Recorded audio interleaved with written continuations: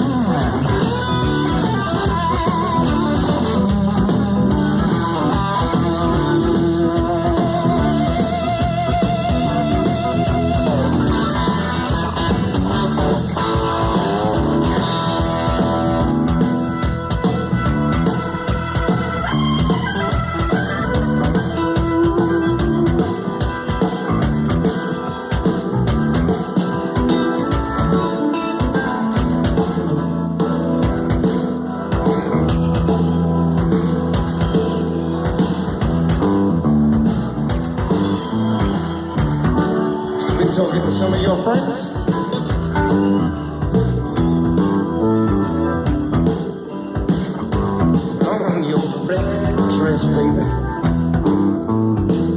to do that tonight. In fact, I gotta tell you, I just want to hear you sing.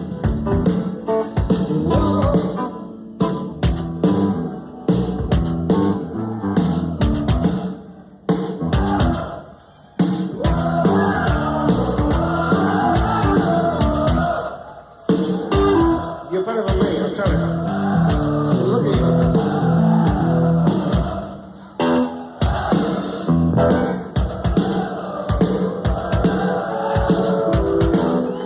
Terrible experience, but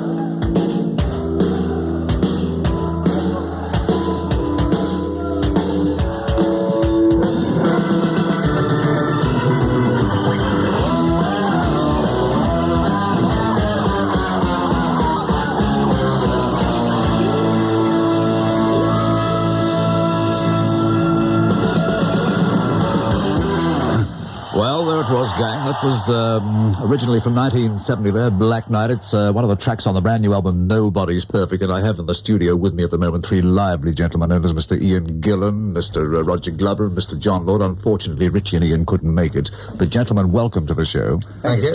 Roger, I think actually you produced the album, didn't you? Well, kind of. Did you feel the need, did the band collectively feel the need to demonstrate to a public, as reunion time had come around in 1984, that in fact you wanted to demonstrate that Purple could still kick a buck live? Well, I don't think there's any need for us to actually prove anything anymore, other than the fact that we're still alive. I think a live album, I've always felt that Purple's at its best live, that all the studio work is a kind of compromise between technology and music, whereas live, it's just the music, and spontaneity, it says here in my script, is something that's very difficult to get in the studio, and it happens live. And I've always, you get those great nights where the audience is great and the band plays great, and you think afterwards, oh, wouldn't it be great if we'd recorded that night? That would have made a great album. And I think it was important that we had 2 studio albums after the reunion before doing a live album, but I think the time is right now for a live album. Ian, can I ask you this question? Yes, sir. But on this particular version of Black Knight, I mean, how does it differ to the public from the very original track? Well, going back on the spontaneity thing, in my case, spontaneity is a loose disguise for incompetence, but the spontaneity of Deep Purple means that every night the show is different. The interesting thing is the Black Knight, I don't think, was ever released in the States in any shape or form, so this is going to be an interesting to see an old song done that we've had it in the show. I don't know which particular show this came from, but it's a sort of song that we normally only do in Europe, so it's going to be interesting to see how the States reacts to this. It's interesting, Ian, that the track hasn't really been released in America, yet it was America that predominantly told us people here in Great Britain about the might of Deep Purple. Why do you think that happened? Well, everything's so vast over there. I think the first time anyone goes to the States, they're a changed person. You were saying that earlier on. It's if you get big there, you get really big, and it has worldwide implications. Whereas if you get big in England, you're big in England, and that's about it. I think probably the music that's come from Britain has carried on to do... The music that's been successful in Britain generally goes on to be fairly acceptable internationally, but really, if you crack the States, that's it, Roger, tell us about some of the things that went wrong that led to the eventual demise in 73 of Purple. Well, I think initially the success we got was in Europe, and it took until, I think, Fireball just about went gold in the States, and it wasn't until Machine Head that we really started cracking the States. And by that time, this is about 1972, we'd been working pretty much non-stop. We had a management that felt that they had a band that become very successful, and they had to milk it for all it's worth. And I think we were probably lax in not standing up to that.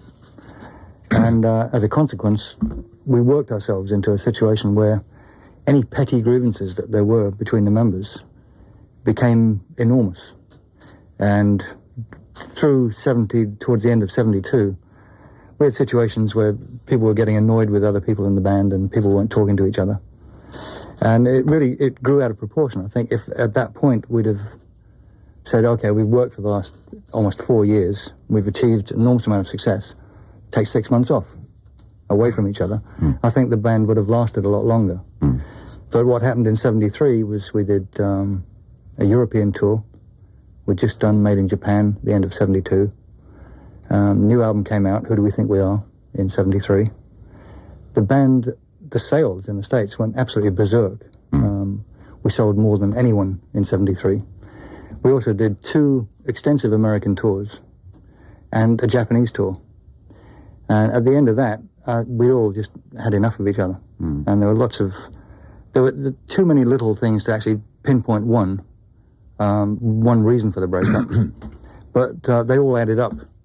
And the end result was that, we just couldn't continue. Well, at this particular moment, let's have some more music. Let's have the live version of Perfect Strangers.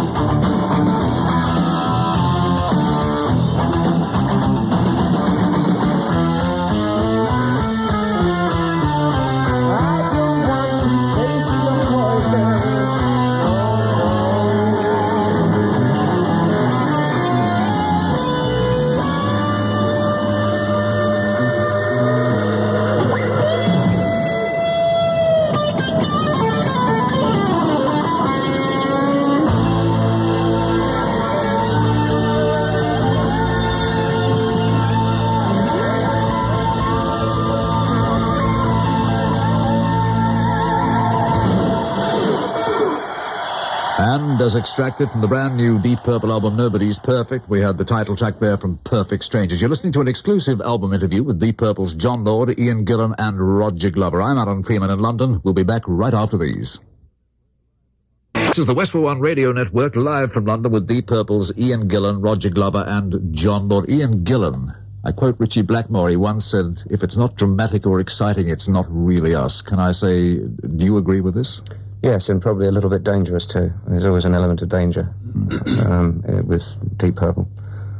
Always has been. John, are you one always for the histrionics and the dramatic side of life when it comes to keyboard playing?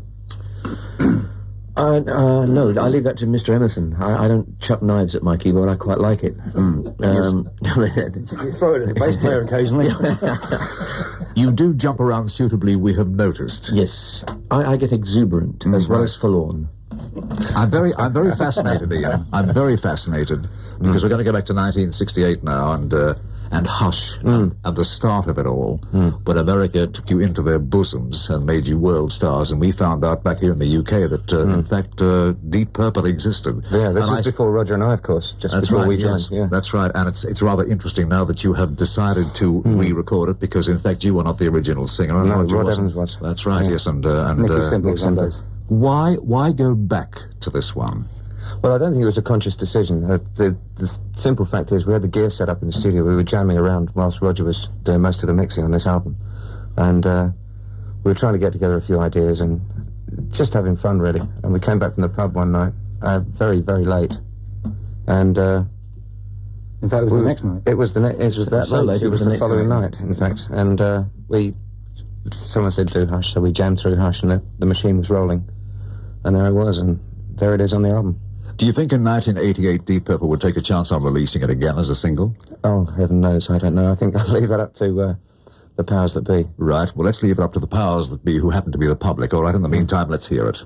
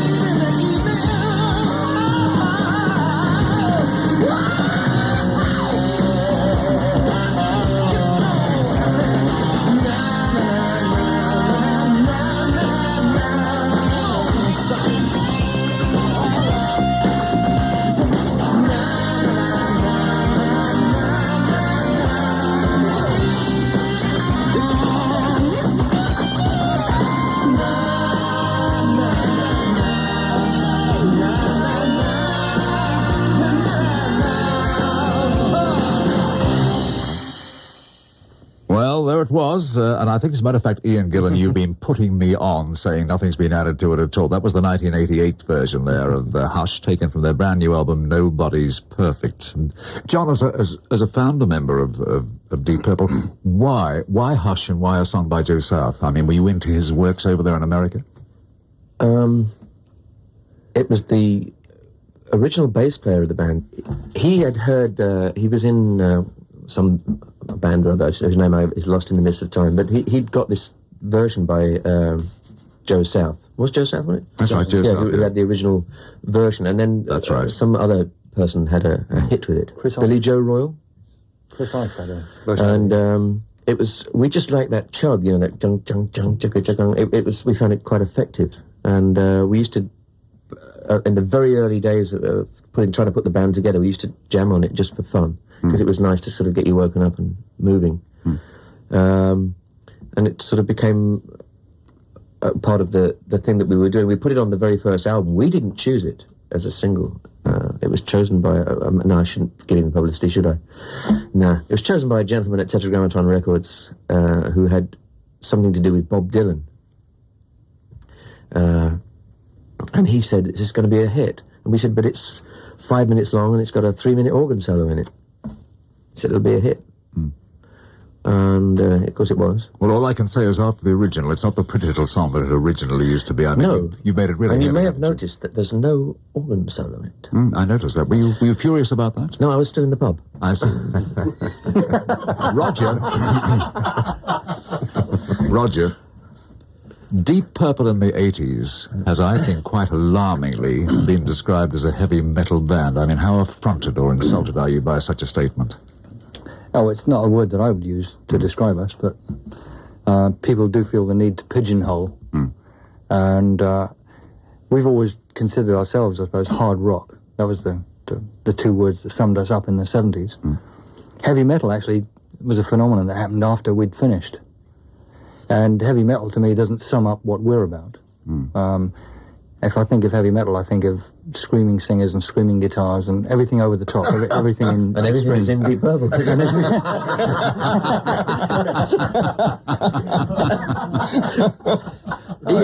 I see your point, Roger.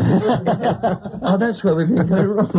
No, I think we're heavy metal to me is one-dimensional music. Is there any And I don't think Purple is one-dimensional. Sorry, is there any kind of heavy metal that you've heard, Roger, yourself, that you appreciate, that you don't find screaming and just mad guitar riffs for no reason whatsoever other than virtuosity? There's some bands that are heavy metal bands that I think are good band. Iron Maiden was always a good band. I can't think of the list offhand, but I mean, any good music is good music. It doesn't matter what label it has. If it's heavy metal or hard rock or country and western or pop or whatever, it doesn't matter. If the music's good, the music's good. Gentlemen, at this particular stage, I'd like to ask you some more questions, but I would request that you keep extremely quiet, because we'd like to go back to your brand new live album, Nobody's Perfect, and sample a little of Smoke on the Water.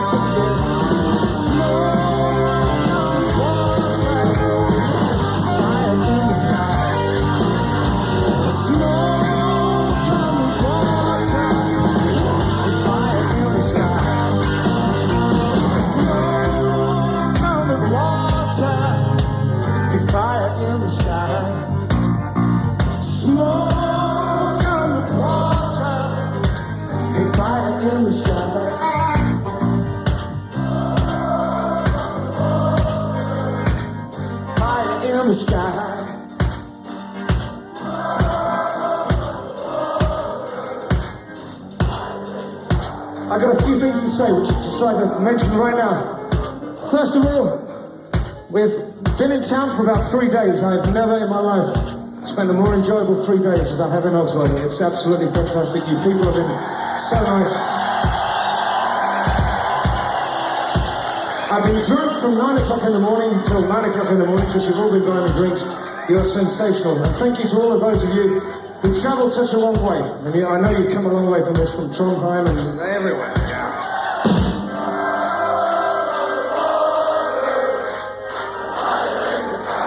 I can't hear you.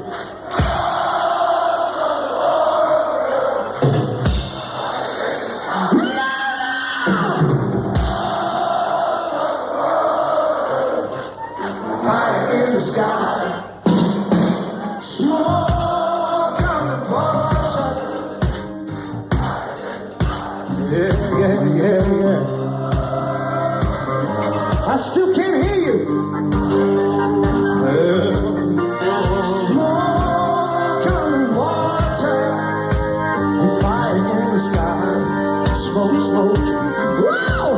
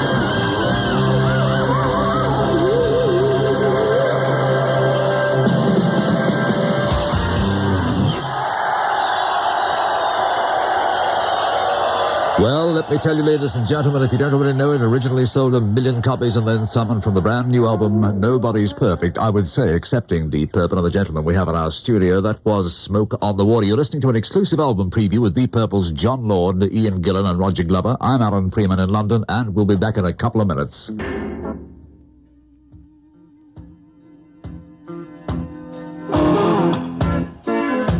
What are we to do?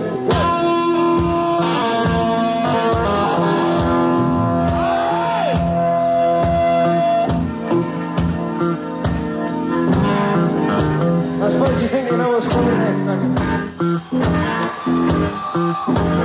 Well, write it down and let me know, because I haven't got a clue. All right.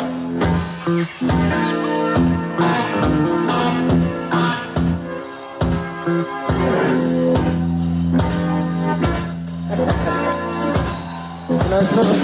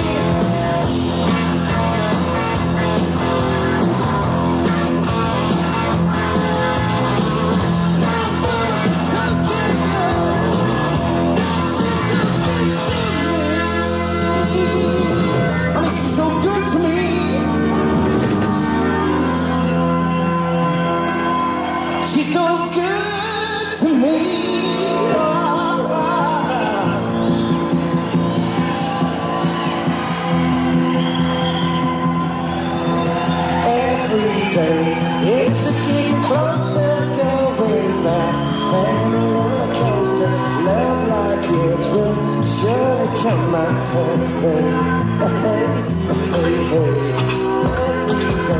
It's getting stronger than nothing home, love like you surely come my way.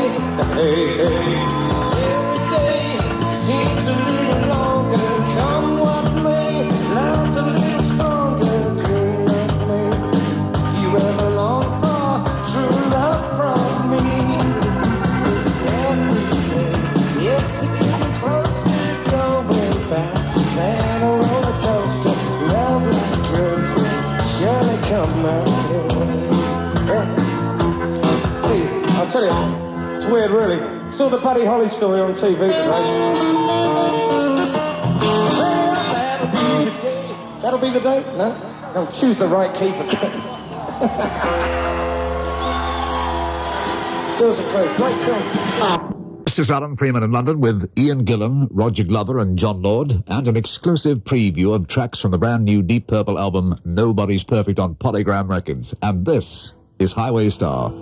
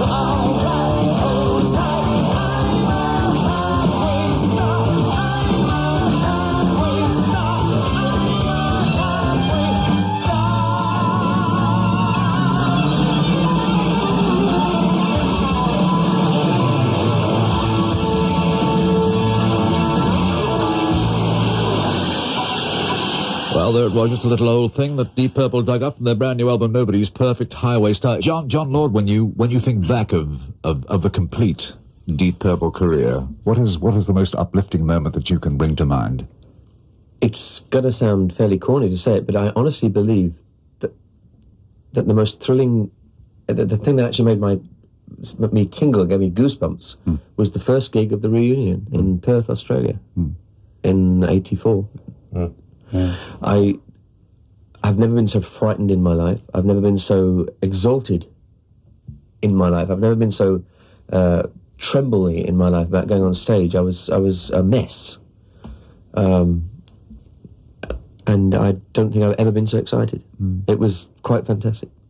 Thanks, Jon. Roger, I mean, you're like a boy with a new toy, aren't you? All this touring and dashing around the world, and the happy family back all together sitting around the table.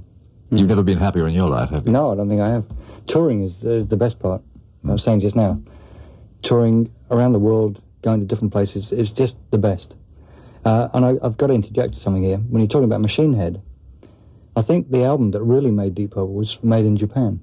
Yes, I'd be inclined to agree with you on that. Because Machine Head had gone gold, and Smoke in the Water was not a single. In fact, our version of the single off that album was Never Before, which came out and died a death. And it was the public that made Smoke in the Water our anthem, if you like. And that came from Made in Japan. And the live album dragged Machine Head up. And I think live, this band there's no comparison between live and studio work. And this is why I'm so happy about this album.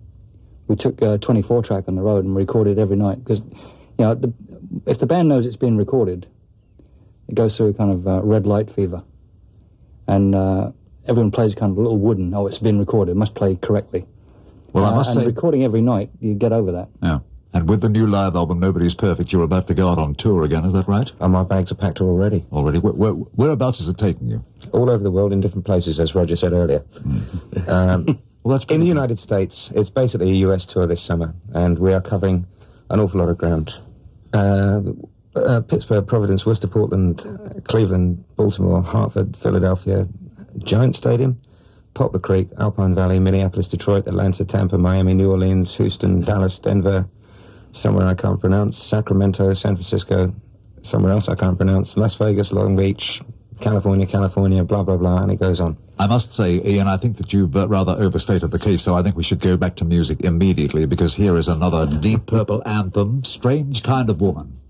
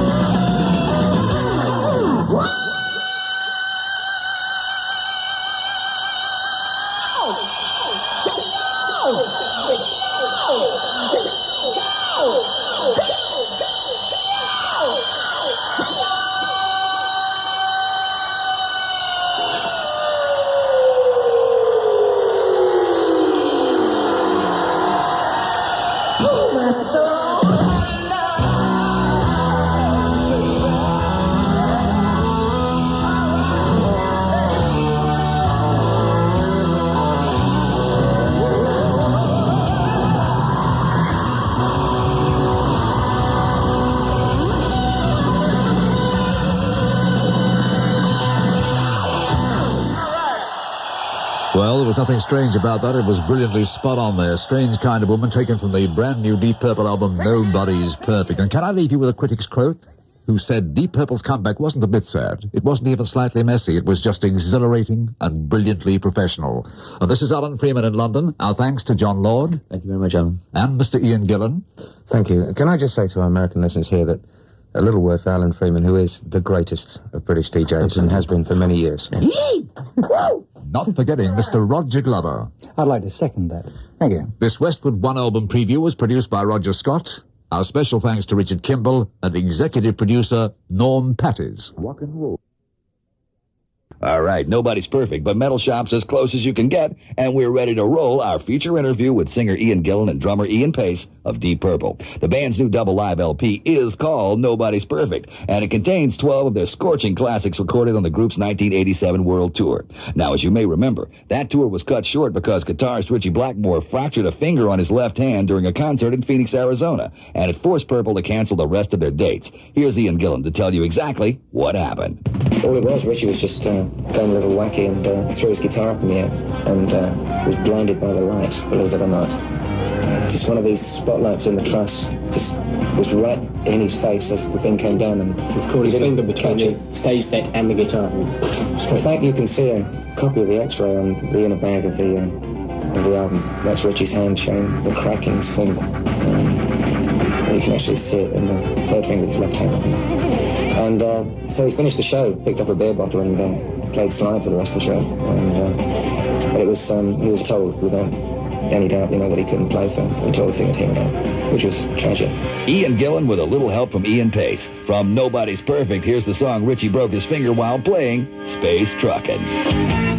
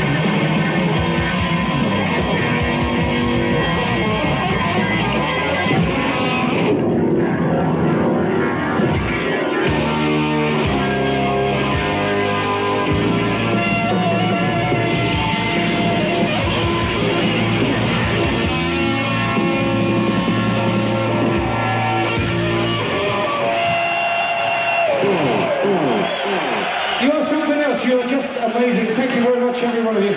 Caught live last year, that's Deep Purple and Space Truckin', one of several songs that appear both on Nobody's Perfect and the band's first live album, the monumental Made in Japan. That two-record set was released 16 years ago and still stands the test of time. Metal Shop asked Ian Pace, what was different about the two live albums? I think the main difference between this and Made in Japan, Made in Japan was done over 3 nights, and you were very conscious of tape rolling. And you played like you were making a live record. You played a little bit safe. I mean, all the tempos were just like they should be on the record. And it's a great record because it was very well done. And for its time, very well recorded.